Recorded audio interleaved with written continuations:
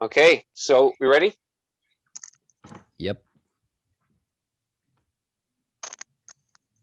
Should I start now? Yeah. You Get can it, start. nerd boy. I Will love do, you so Mama. much. Love you too. Hello, one and all. A very welcome back to the Council, where some of my fellow film fanatics and I discuss all things movies. On this episode, we are going to be talking about Zack Snyder's Justice League as the film debuts in less than a few days. And we'll also be diving into awards season with two topics, our most egregious Oscar snubs of all time, and a fun game which will be part two of my first game as host, which was a quiz on the Academy Awards throughout the years. So, joining me today, we have, of course, my mother, the spooky socialist herself, Natalia. Hi. Hello, son. We got our favorite Canadian boy, Yousef. Hello. We have the woman with a heart of gold who we do not deserve, Constance. Oh, thanks. Hi. We got a reptile here, guys. We got a reptile. That's Jack. Hello. Unfortunately, Sohail could not make it, but we also have the very literate and, very well-spoken Antony. Hello, and also, is Ryan Reynolds not our favorite Canadian anymore? Absolutely not. Wow. Thanks, I'm Antony. kidding. No. And we also have Liam. The best person, yay, me. Hi. Okay. The only quiet nice now. person from across the pond. That would be Sohail, but unfortunately, yeah, him and Joseph could not make No. it today. So Yeah. Hale is officially gone. We've kicked him out. Sohail So is is gone. He does not. He doesn't stand relate fish. to fish people, so Well, yeah, I think it's correct. But, guys, today it's actually kind of a special episode because it marks the return of a council tradition, with the first of season 3's guests joining us today, fellow Snyder cultist, as Collider would smear us as, himself, Kyle Selby. Kyle, why don't you introduce and talk about yourself, to everyone? Hi everybody. I see you saved the best for last. Yeah, I'm a big nerd. I really like. I'm really excited for the Snyder Cut. I'm a big Superman fan, as you can see if you're watching this. So yeah, I'm really excited for Justice League and more of that world. Absolutely. And with that, let's dive right in. So, the first topic today is, of course, going to be on Zack Snyder's Justice League. We're going to kind of talk about how everything came to be, what our current present situation is, and what the best case scenario is moving forward with this universe. So, who wants to? I'll kind of start with the beginning because I've been there for the entire thing. I've been one of the people campaigning for it my entire teen years. This is basically my Avengers Endgame to a lot of people. Like, they cared a lot about Avengers Endgame. I did too, but this is kind of my Avengers Endgame because this is something I've been following for so long. So the campaign for the Snyder Cut, it immediately began after Justice League came out. There were tweets the very next day, but nothing really kind of started for a while. I think we can all start by saying that 2017 is an abominable film, and there was shameless maneuvering behind the scenes to oust Zack Snyder. Do you want to talk about that for a second, just about how bad that movie is and how horrific the situation was? I don't really remember it. Good. Bye. I saw it once. Did anybody see it more than once? Me. Oh, you poor thing. Yeah, I've seen it a couple times, unfortunately. Yeah, personally, for me, it's my feel least like I've favorite. only seen it once. I don't know. For me, it's my least favorite superhero movie, just because I think what they did behind the scenes to Zack Snyder was just terrible, and that has really weighed in because they're making choices that are just so petty, and they're terrible because they're petty choices, but they don't work with the movie. They don't work as a follow up to the previous two. And we can get into this. I kind of look at what has been happening as like a trilogy, Man of Steel, BVS, and now the Snyder Cut. And it fits. Like, people thought The Rise of Skywalker was totally dissident from the previous one. Justice League is way worse. And so it was always so terrible in my mind. So I'm glad he's finally getting the chance to share his original vision. Yeah, I As think am even I, as like we all a are. casual, I think even as like a casual viewer, even if you didn't even know what was happening behind the scenes, I think even still after seeing the movie, you'd probably be like really unsatisfied watching a Justice League movie, and then like that's how it turns out. I think it was just really like a letdown for a lot of people, especially a lot of fans. Yeah. Here, here. Well, let's not waste any more time on Joss Whedon's smelly pussy. Then the campaign began. The campaign where we had, it kind of started out as people tweeting, and then the people, they raised money to get billboards, and they flew banners across San Diego Comic-Con just to kind of raise awareness and get attention. But what people, so scarcely mention is that we have raised over $500,000 for suicide prevention. So when people, Ashley Lynch or Movie Bob or editors of Collider, when they smear these people as toxic, now again, you cannot deny a toxic part of, I think, every base, but the fact that it's only focusing on the toxic side of these people, of us, the Snyder fandom, and not the positives, it shows a very clear media bias against them. And I want to know why you think that is. Because, this kind of started in 2016, but the more and more this happens, it's kind of highlighted. So what do we think? Why does the media really not like to focus on the positive side, of the Snyder fandom?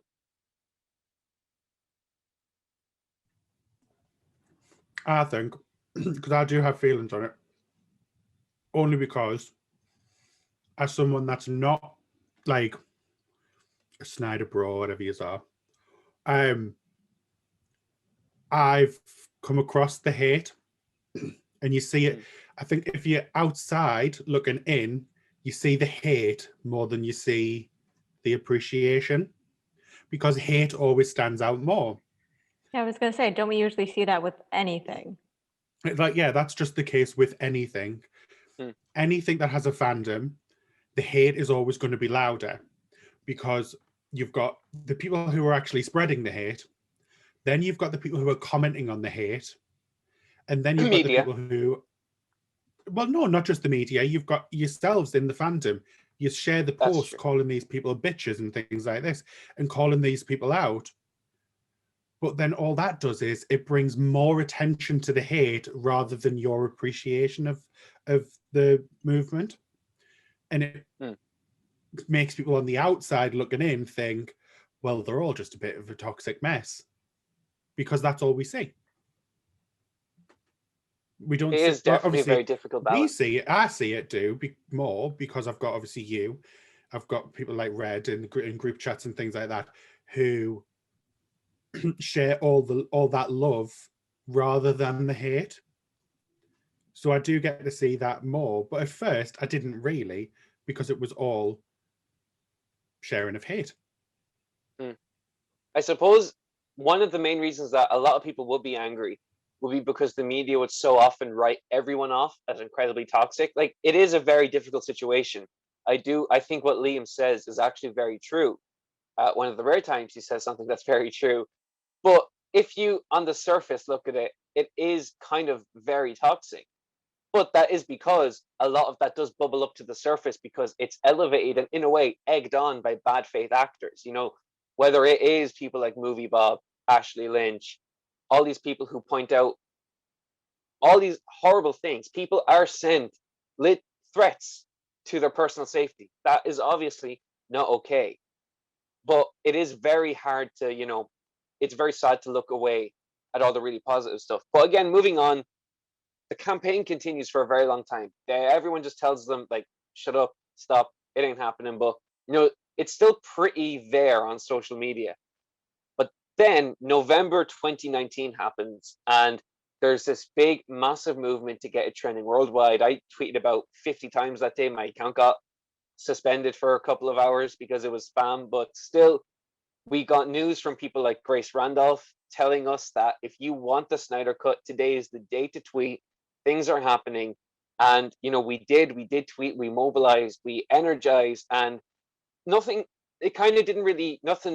came out right away, obviously, but that, as we know now, when that trended, that sparked something in WB to approach Zack. And as we saw with the Vanity Fair article, they wanted to release the raw footage, which, to be honest, I may have even taken. But Zack held out for a while, and I completely commend him for doing that. So then, I think 3 things happened that really secured the Snyder Cut. And that was A, the pandemic, which caused them being HBO Max, to lose the Friends reunion at launch, so they had no major announcement. B, HBO Max itself, even with or without the Friends reunion, it definitely needed something more sparkly because it wasn't a new episode of Friends. But that also ties into the first point where they still needed something. The Friends reunion was something. COVID killed that. And number 3 is that a lot of the DCEU films post Zack Snyder kind of crashed and failed. Not Aquaman, obviously, that made $1 billion, but that is, in a way, it's heavily tied to Snyder's aesthetic. It has Jason Momoa. It is very dark in places, but I can see someone saying, well, that was successful, so not really. That's like a 50-50. But Shazam comes out and it does half of what Justice League did, which was the worst in the franchise. That it did 300 million, like about 350, 360. Now, again, that's solid for what the movie was, but for a thriving franchise, it definitely needed to be more. It needed to be on more Ant-Man levels. But I'm not even getting to what the real dumpster fire, big crash and burn was, which was, unfortunately, Birds of Prey, which barely crossed $200 million worldwide. Now, say what you want about the Snyder movies. People say they underperformed at the box office, and to a degree they did, but they still made back their budgets, and they still did $600 million and $800 million, nearly $1 billion on Batman v Superman, respectively. Birds of Prey barely did over 200 million. So the DC brand itself needed energy. There was not an energized fandom, and I definitely think that Birds of Prey and Shazam just Shazam did enough to get a sequel, so I'll give it that, but the other films did not. So I'll give it that, the DC brand was doing kind of okay, but all the energy that they had once had was just completely gone. But then we got what I call one of the greatest days of my life, which was when the Snyder Cut was announced. So does anyone remember how they felt when the Snyder Cut was announced? Like, whether you were annoyed, whether you were didn't really care, or whether you were really excited? I was really happy for you. Mainly you. just because I knew that. Look at my boy. I saw that, Liam. Shut up. No, I was really happy for you. Because I don't know, it gave me hope for something else, and I was really, when a lot of these things don't happen a lot, so when they do, a lot of these other communities out of these disenfranchised pieces of media have been done away with, and when they come back again, I feel like we're all kind of like with each other, and we're really like connected with that. And I was really happy for you. Way to go, my boy. You deserve Thank this. you. I appreciate that. How did everyone else feel? Yeah, I was pleasantly Constance? surprised. I didn't think it was going to happen. Yeah, there Just were because they're so days good at when keeping them down. there were many times where it was hard to keep up the fight because you were just being beaten down, and it was again very unlikely, but a lot of the people who kept fighting just kept it in their hearts that even if it's not really about a movie, it was about Snyder himself and what he had went through personally. And I think people kept that in their hearts when they were tweeting and when they were fighting and campaigning. And I think if they were fighting for a good reason, then they were never going to stop. And I think that was definitely part of the message and the mantra of this movement. Jack? Yeah, I was happy just because the whole movement did a lot of good. They raised a lot for suicide awareness and all that, and they fought hard for it. So I think it was definitely deserving. And also just from a like film history perspective, it's kind of unprecedented. I know there's the Donner cut, but that's under different circumstances. So just from that perspective too, I found it exciting. Liam, you unmuted there for a second. Do you have something? Yeah, it was just on the back of what you said. So like, I'm not bothered about the film per se, but I was pleased for Zack due to the circumstances around everything. I think it's what he deserved, and it was good to see something like that not get swept under the rug, like it does so often in Hollywood. The abuse and the vitriol he had experienced behind the scenes, we're going to get to that in a few minutes. Yousef, you can go, but that abuse was, and what everyone else experienced, you know, all those actors, we're going to get to them, abhorrent stuff they did. Yousef? Yeah. I was just gonna say that I agree with Liam. Like, with all due respect to you guys and to Zack and everything, I really don't care about the movie that much. I've never really been a big like DC fan, and I haven't liked the movies or his movies. But I think what the Snyder Cut stands for is really, really important.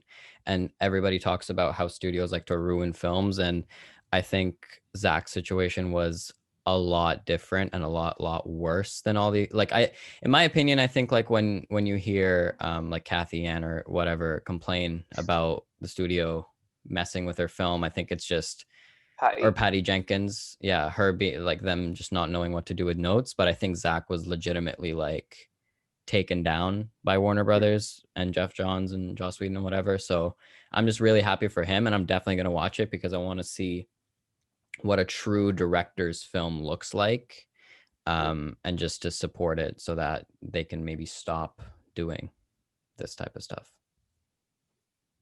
When you say, what I find really, really interesting is that this is a big budget superhero film that the director had complete creative control over Final Cut. And I don't think we've ever seen something like that ever, especially on something like, you wouldn't see Final Cut on an Avengers movie. Now, obviously, the Russo brothers definitely were involved in the creative process, but Kevin Feige got final say.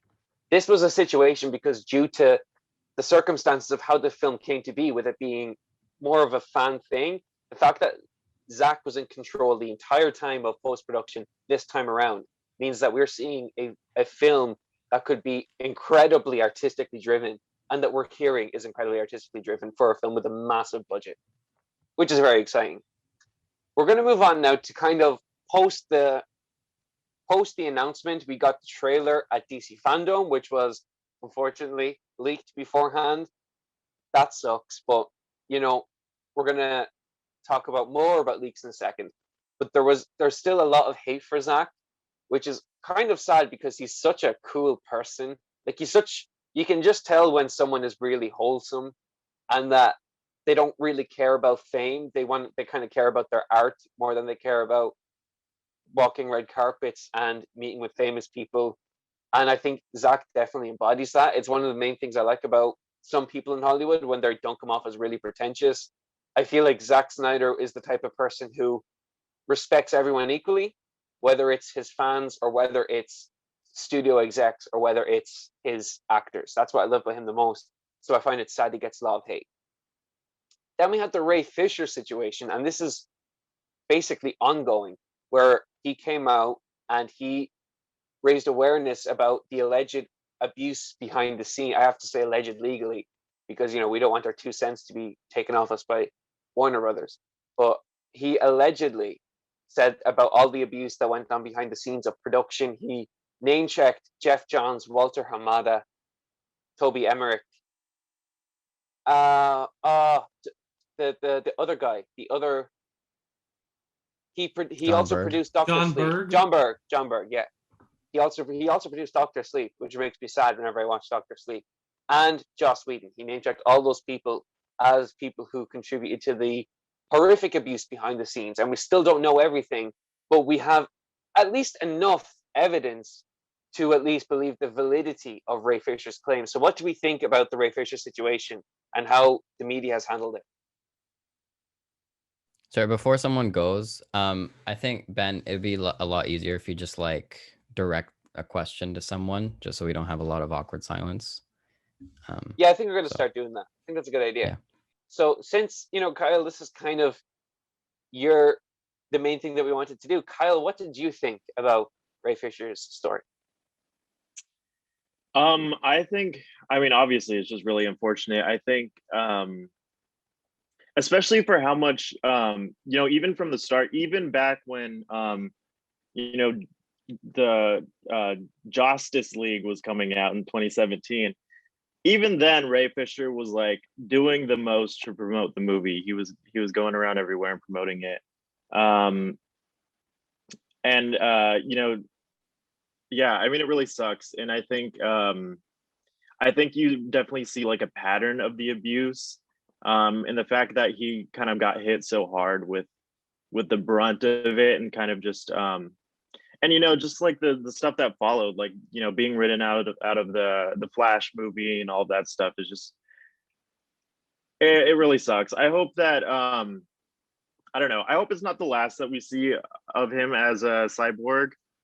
Yeah, I hope something happens so we can see that character again, because I guess we're gonna see a lot more of him in the Snyder cut. So I'm really excited to see that, and I think the fan reaction will be will really determine that, I think. Well, I absolutely agree, Kyle. And recently we got news that Kiersey Clemons was being written back into the Flash movie, and they weren't. We know from initial what's it called when there's like a name of actors or a name of characters that goes around.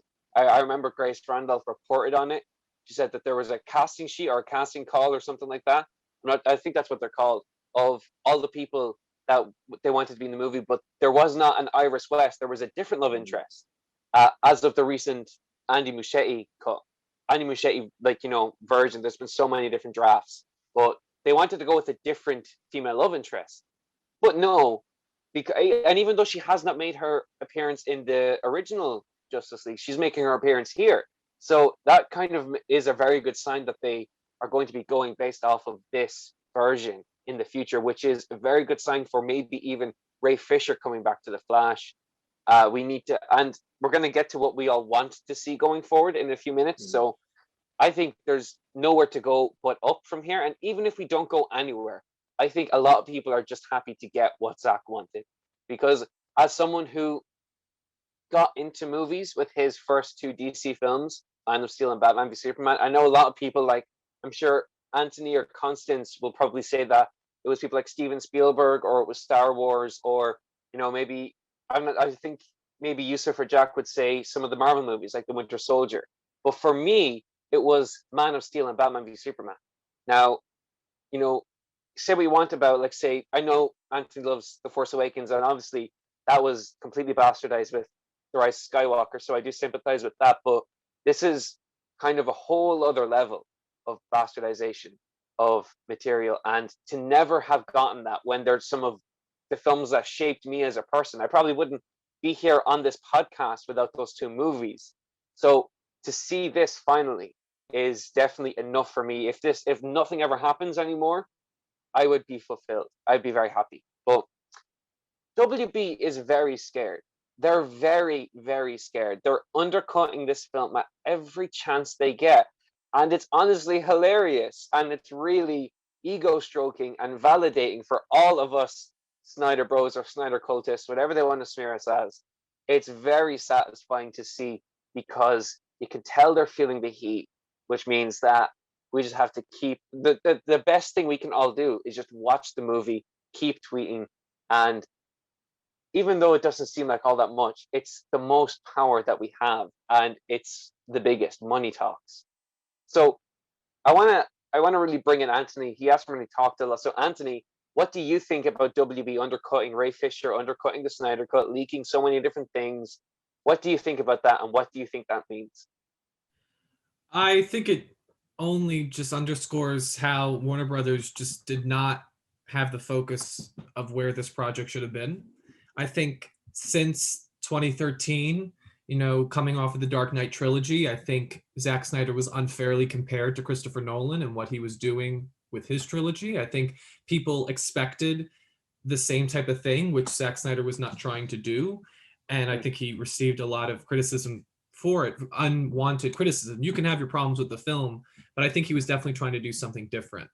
And then again, to have Batman v Superman and then, move off the date of May 6th, 2016, and that there was always the Civil War comparisons. I felt like they've never given Zack Snyder's films the chance I feel like he deserved, because he is a very passionate filmmaker. And like you said, Ben, you were inspired by those films. Many people love those films. And I just think that, especially with the Ray Fisher situation, you saw a studio that was more worried about hitting demographics, trying to be the most accessible movie, making it under 2 hours, and trying to, cover up some of the terrible things they did to try and make it a better movie in their eyes, which I just think is despicable. The storyteller should always have the final say on their project. It doesn't always happen that way.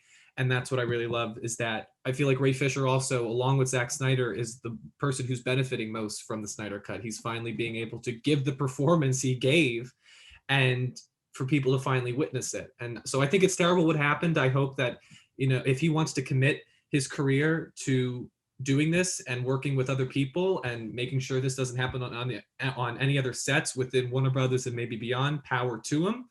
I think, I'm hoping in a week I can say I want to see more of a Cyborg, because I don't feel like I've seen his Cyborg. I feel like it was so mutilated in the 2017 cut that I hope in a week from now I'm praising him the way that I feel like he should have always received that praise back a couple of years ago. So I think it is horrible, but I do think the fact that this cut exists shows that his work did do good, and it brought justice to what happened, at least partly. Antony, I think everything you said there is 100% true. Ray Fisher Cyborg, I will say this, watching the 2017 version now, it's been years. I pretty much stopped watching it after a certain point. But I will say everyone in that movie comes across really horribly, even amazing actors like Ben Affleck and people who have done really good work, like Ezra Miller, Gal Gadot, and Jason Momoa. They've done good work in other films. At least I think so. But they all come across really badly in that film. But the one person who doesn't is Ray Fisher. Every time Ray Fisher is on screen, he's actually doing a good job. Whereas everyone else is either it's cut to make it look really, I suppose and then the reshoots also made everyone come across really poorly. But I think the one person who always was solid, at the very least, if not very good, was Ray Fisher. But another thing you said about the Nolan and Snyder comparisons.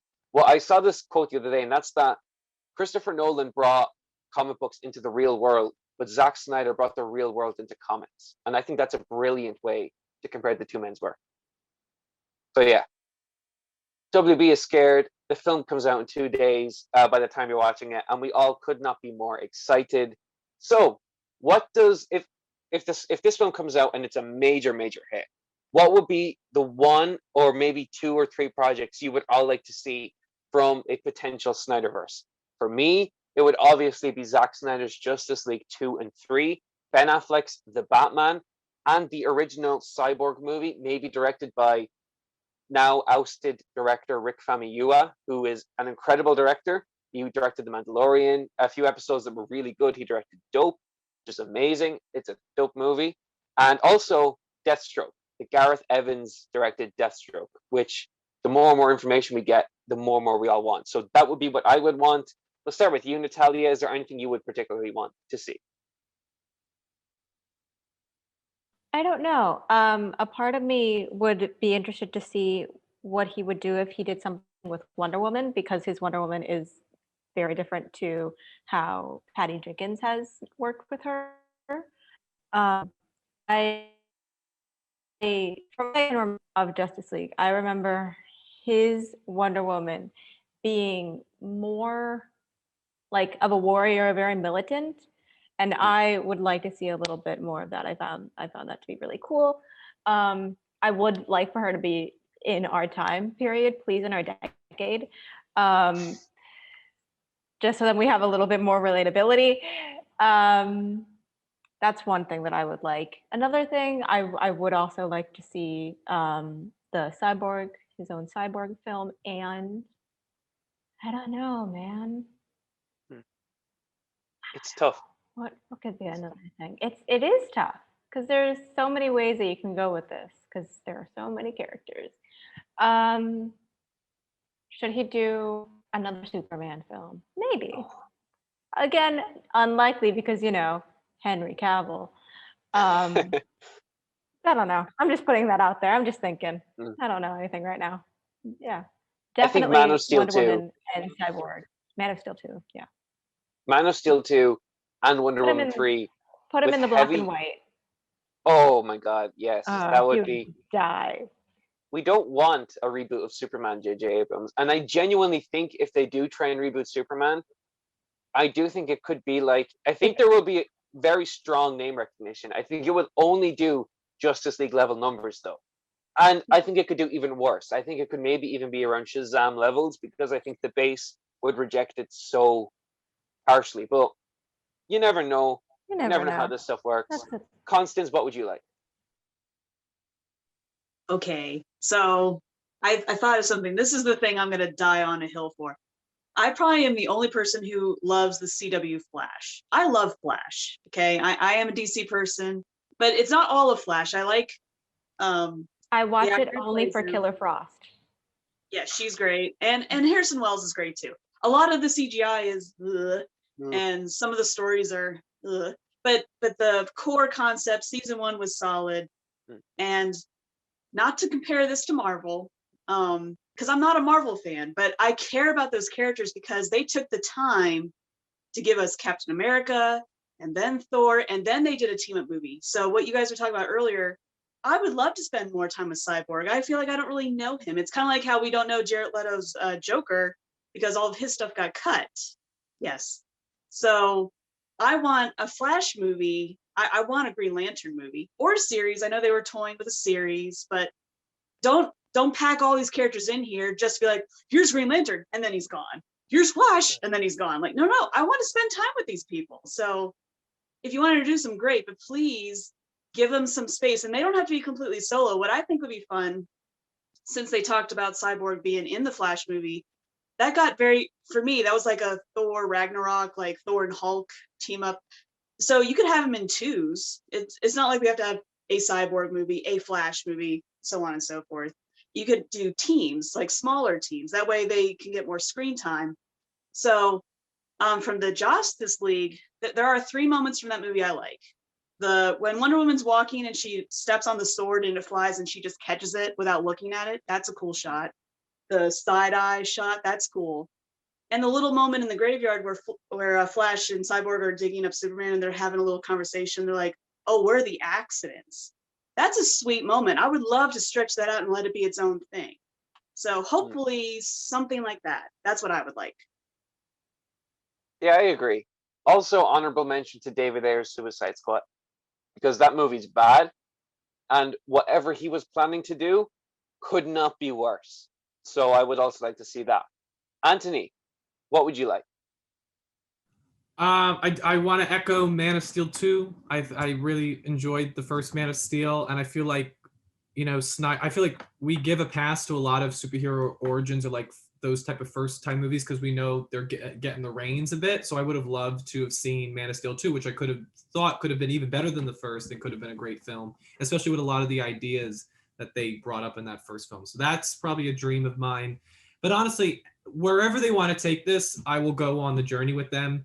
I just think that making the DCEU, or I guess the Snyderverse now, we can call it, so distinctive is that it is such a clear vision and has such clear passion from its filmmaker. So whatever he feels he wants to do is what I will follow him with, because I think that's what's made this so special is because it's exactly this version, as you said, it's probably the most clear cut. This is his vision, his director's vision, untarnished, unfiltered, and that's what I really appreciate, and what I think people will look back on this, love it or hate it, what they'll really appreciate about the Snyder Cut. So whatever he wants to do next, I'll watch, because I am a fan of these movies. I agree. You know, one thing I'll say is that I became a really big DC fan in like 2017. I watched Batman v Superman and Man of Steel in about winter of 2016, but I really got into it after Wonder Woman, and then I played Injustice, and I really thought that this Justice League film would have the epicness of Injustice 2, which is an incredible story. And I I love think that, Injustice too. oh, it's amazing. It's so good. That is like top tier DC for me. And I really thought that this had the potential to be good like that. And I think that's the type of world Zack is building. It's very grand, it's very epic, it's operatic in a way. But I really hope that we get to see stuff like that. I would love to see Harley Quinn be with Jared Leto in a Ben Affleck Batman movie. Like, Harley Quinn works really well when she bounces off of Batman, and she has never bounced off of Batman in this universe. She was with Bruce Wayne for about 2 seconds in Suicide Squad. Liam, what would you like to see? I would echo what you said with the Deathstroke movie. I think it's about time Gareth Edwards was brought into Hollywood and accepted for clearly the awesome director that he is. And I also, after having not long finished a rewatch of True Blood, Joe Manganiello isn't that bad, is he? Like, He kind of I is. forgot. He's not. Like, I rewatched True Blood. Like, he's all right. He's not awful. Sure. He's not like a gay thespian, but you know what I mean? He can do it. I think he's very much in line with Keanu Reeves. I think they're both good at maybe doing their own thing. And I think a Deathstroke film would be very much. No. Don't compare Joe Manganiello to Keanu Reeves. Yeah, No, Keanu Reeves No. has I'm zero. being nice. That's like comparing I'm a being- potato to a puppy. Okay, like No, absolutely like- not. Because Keanu Reeves, a lot like Harrison Ford and Gal Gadot herself, they have no range. They can't do a lot, but what they can do, it's very much their thing. It's their brand. I think Joe Manganiello is very the same. He's very one note. He can't do it. He can't do a lot of things, but he can probably do his Joe Manganiello thing. And if that's what Snyder's Deathstroke is, I could very much see a John Wick style Deathstroke film with that director. Look, I just want to see Joe Manganiello with his top off a bit more because I enjoyed it in True Blood. And with adding in the grey hair, gives them that Silver Daddy vibe. I'm in. I'm down. Like, Jack, drop me out. mute Fucking- yourself, please. More. Please stop. Jack, Touch my bad place. No. Jack, what would you like to see? I'm also gonna echo Man of Steel 2. I really like the first one. It's been 8 years, so a little overdue, but I would really want to see that with Zack Snyder, not J.J. Abrams. Green Lantern, as Constance said, I would like to see that tried again after the Ryan Reynolds one. And yeah, I would like more Ben Affleck as Batman, because lately, I mean, I've seen him in like one of those acting roundtable things, and it looks like he's aging backwards. He looks really young and good, so I would like to see more of him as Batman too. Ben Affleck looks better than he ever has. Like, even as Batman and Batman v Superman, he looks incredible. It's amazing. I haven't followed every single interview as religiously as you have. Has Ben Affleck said anything to the effect of, "Oh, if Zack asks me, I'm coming back," or is he like, "No, I'm done, no matter what"? He very much has. I don't think he has completely shut the door on it. He has said he would return for the Flash, and I think if he would return for the Flash, it would very much return for something that he would have control over in the Snyderverse. I definitely think he would probably say yes to that, especially since Jeff Johns will not be hanging over him. So Kyle, my fellow Snyder cultist, Snyder bro, whatever Ashley Lynch wants to call us, what do you want? Well, listen, I'm not gonna call myself a Snyder bro because You know, again, I obviously the one obvious one is obviously Man of Steel 2. But I wasn't like in love with the first movie. I didn't love it. Like I said, I'm a big Superman fan, and I think um a lot of a lot of that movie I kind of hated. I didn't like a lot of what they did with his supporting cast. I'm still not super on board with Amy Adams as Lois Lane. Wasn't crazy about how they portrayed his parents. There's no Jimmy Olsen. I mean, so I really, here's the thing, as like I really like Henry Cavill as Superman. And I really like the direction of the story that he was telling in the BVS and then in the Justice League and everything. So obviously, yeah, I want to see Man of Steel 2. And maybe he gets to interact with Supergirl. We just got a new Supergirl, which is really exciting. And I think it's ridiculous that she's being introduced in a Flash movie. I think that's so dumb. But even still, I'm excited to see that. Again, what Natalia said about Wonder Woman, I think that you know, Zack Snyder really understands that character. And yeah, I would really be interested in seeing that. I think, you know, I don't think they would totally, I think somehow Patty Jenkins is still going to be involved either way. And if it's like a joint effort, then I'd be cool with that. But I really love Wonder Woman as a character as well. I really love what they've done with her movies. Well, I like parts of Wonder Woman 84. And we'll just leave it at that. I also wrote down a couple other ones. I liked, I really want to see what's going on with, I mean, if that New Gods movie is still a thing. I mean, I don't know if what's going on with that. We've heard nothing about it for like forever. So yeah, and then we're getting Darkseid, and we're getting all that stuff introduced in this movie. So, you know, if they're still working on that, it'd be interesting to see if there's any link or if they're totally like two separate things, because obviously Darkseid is too busy fingering other people's pies. Oh, right. Okay. Sort our own pie out. You were confused. I'm so sorry. I would no, but I understand that reference now because I saw that episode. But yeah, but no, I think that's another one. I really like Tom King's Mr. Miracle. I think that's like a phenomenal book. It's really good, and I would love to see that in live action. I'd love to see Mr. Miracle and Big Barda, and just all of those characters, and see how if that relates at all to this Justice League movie and all the Darkseid characters that we get to see, everybody from Apocalypse.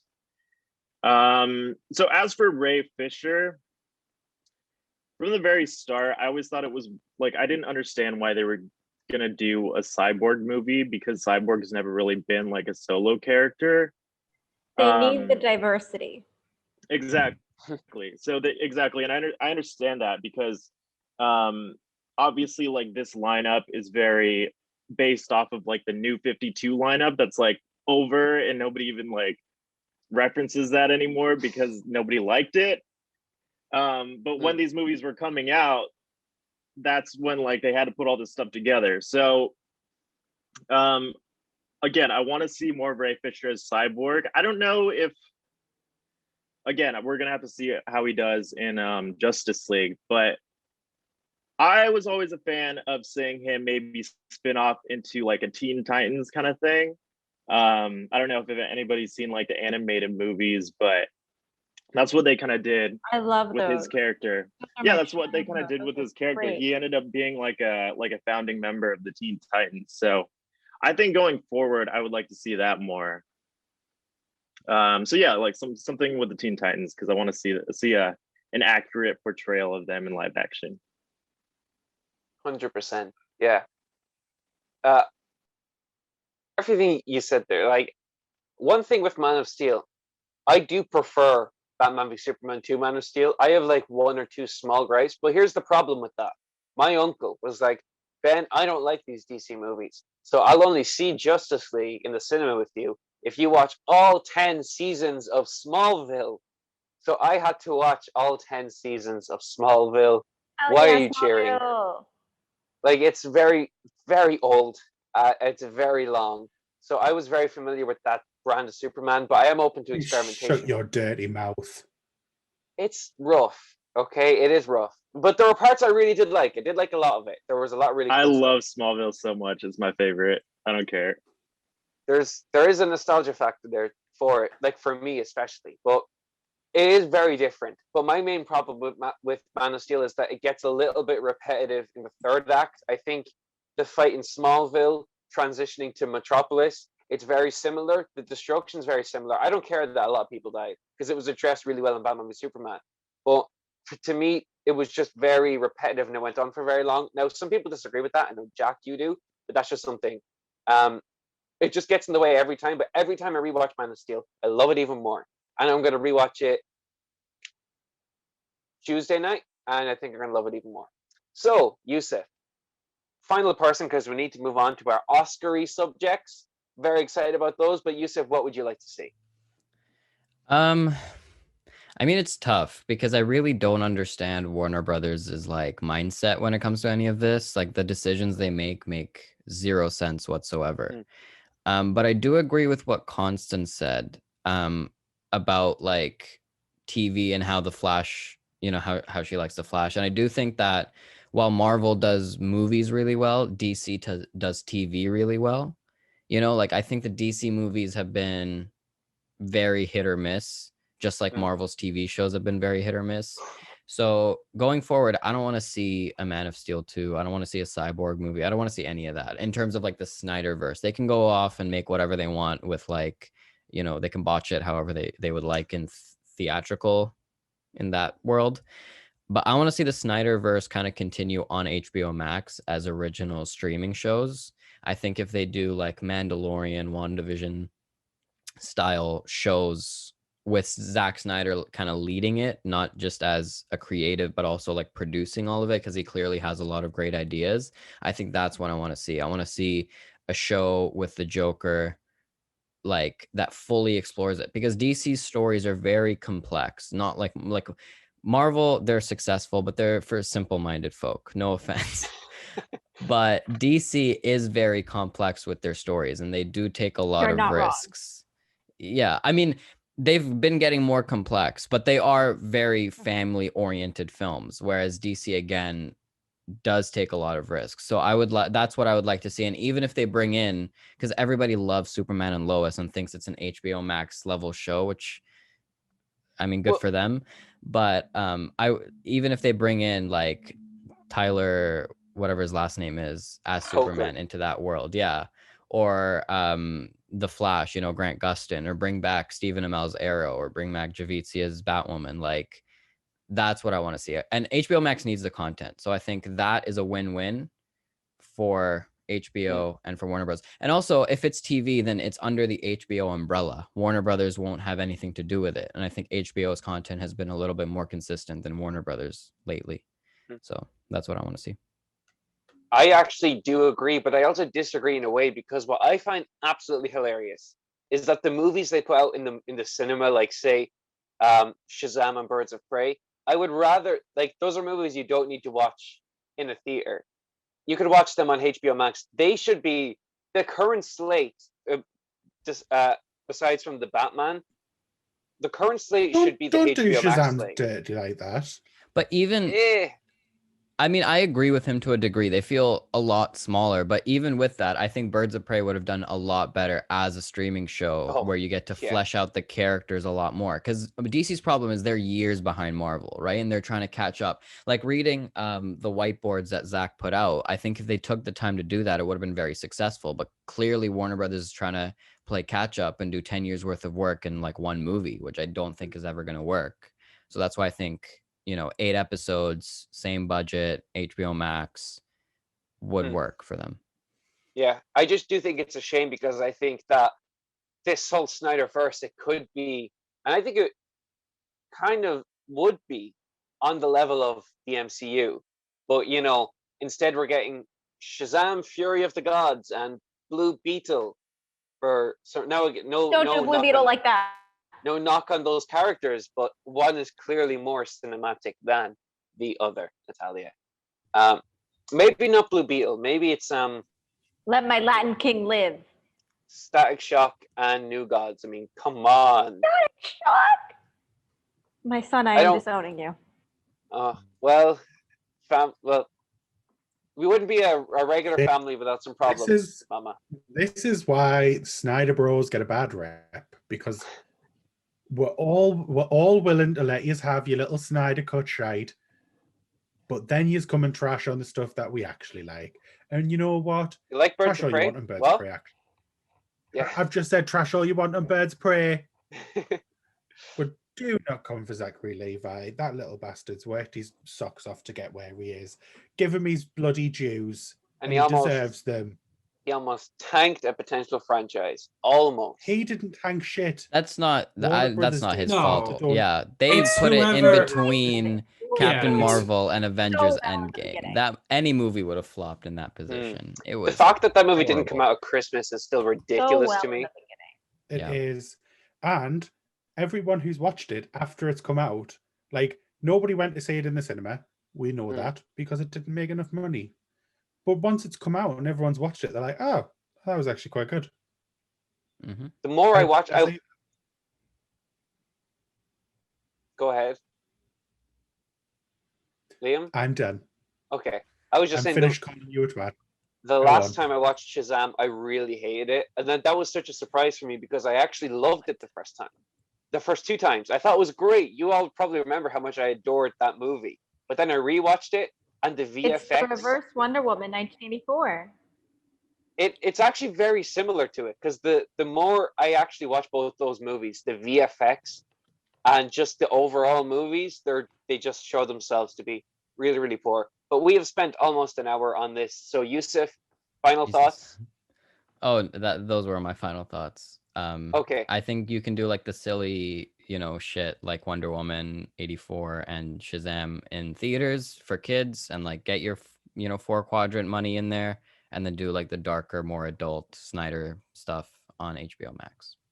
The stuff people actually want. I agree. Yeah. So, Yes, Antony. Before we finish, I just want to say, because I know we've had a very positive discussion, I feel like, but I feel like, I'm anticipating that when Thursday hits, there's going to be a lot of discussion and people will still like write the stuff off. And I just feel like, I hope that what this represents can be just like, be supportive. If you don't like it, that's fine. Like personally, like as much as I enjoy some of them, I don't like that Batman has a gun, but I'm not the creator. And that's what Zack Snyder wanted to do. Mm-hmm. And I respect that that's what he wants. It doesn't float my boat, but I can enjoy the positive stuff. And I feel like the problem with the DCU always had the problem with is that with the MCU, they started with Iron Man. He was a third tier Marvel character. They started with arguably the most popular superhero of all time with Superman. And then they did Batman. And that was just always going to be the problem, is that people are so attached to these people, where compared to Marvel, we didn't get like a major character until the 13th movie with Spider-Man. And so I just feel like people just take a deep breath. If you don't enjoy the Snyder Cut or you feel like it's too long, blah, blah, blah, blah, you're allowed to have those criticisms, but just enjoy the moment, because I feel like this should be a wonderful time for superhero fans, period, that a person who's so passionate about this, about that medium of comic books, was able to tell a story that he wanted to tell. And if you don't like it, that's fine, but don't go out and try ruining it for other people. I hope that this can be a very positive week for superhero fans all around. big agree. Yeah, I agree. Don't try and ruin it for anyone, unless you're trying to ruin it for Ben. Anyone can ruin it for Ben, and we will all let you, and we will all appreciate you for doing that. Liam, your words, they go into my heart and they make me feel so warm and fuzzy. I You're appreciate welcome. it every time. Thank you. Keep it coming. Oh hey, thanks for watching. And remember, full episodes are available wherever you get your podcasts. With new episodes Tuesday at 9 a.m. Pacific Standard Time, links in the description box. And be sure to subscribe and hit that bell to stay caught up to date with The Council. Boys, I'm excited.